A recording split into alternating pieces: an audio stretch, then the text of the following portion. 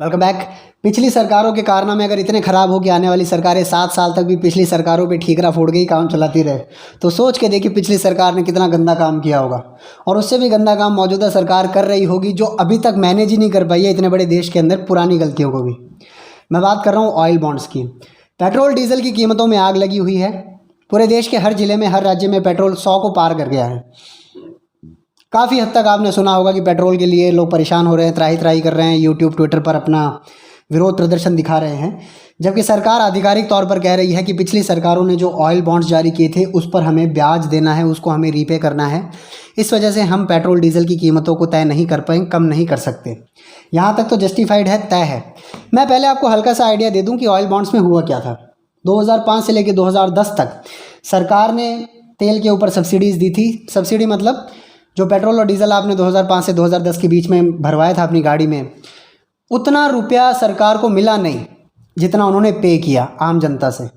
तो जो नुकसान होने वाला था ऑयल मार्केटिंग कंपनीज़ को, यानी BPCL, IOCL, HPCL, बाद में BPCL बिकने को चली जाएगी, उन गलतियों की वजह से पता नहीं था, उसको भारत सरकार ने बजटरी एलोकेशन ना करके, कैश ना दे के, एक तरह से एक बॉन्ड्स इशू कर दिए कि हम आने वाले 10 साल में आपको देंगे। इनकी मैच्योरिटी 10 साल है। आपको ये बॉन्ड्स हम इशू कर रहे हैं, आप इसको ये मान लीजिए कि हम आपको पैसा दे रहे हैं। आप इनको आगे बेच सकते हैं सेकेंडरी मार्केट में, आप बैंक्स को बेच सकते हैं, इंश्योरेंस कंपनीज़ को बेच सकते हैं, किसी को भी बेच सकते हैं। ये बॉन्ड है, बॉन्ड का कंसेप्ट है।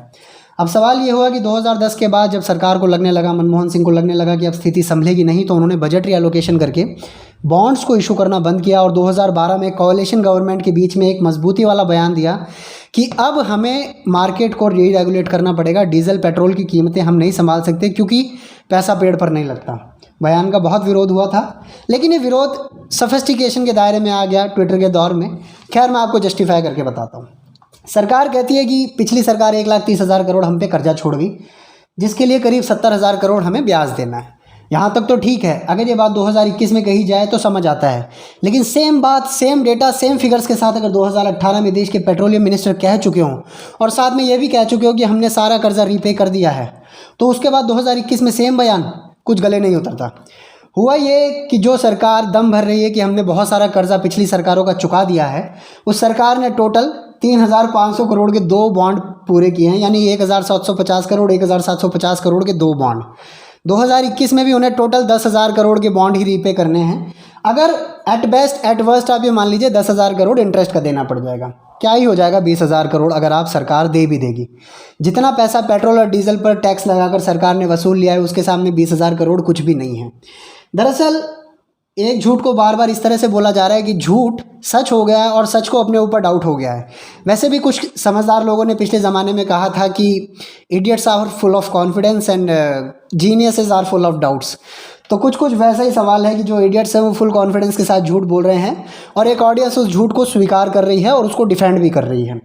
अब मैं आपको एक बात बताता हूँ। बॉन्ड के बारे में ये कहा जाता है कि बॉन्ड एक ऐसा इंस्ट्रूमेंट है जिससे सरकारें अपना खर्चा चलाती हैं। भारत एक डेवलपिंग कंट्री है।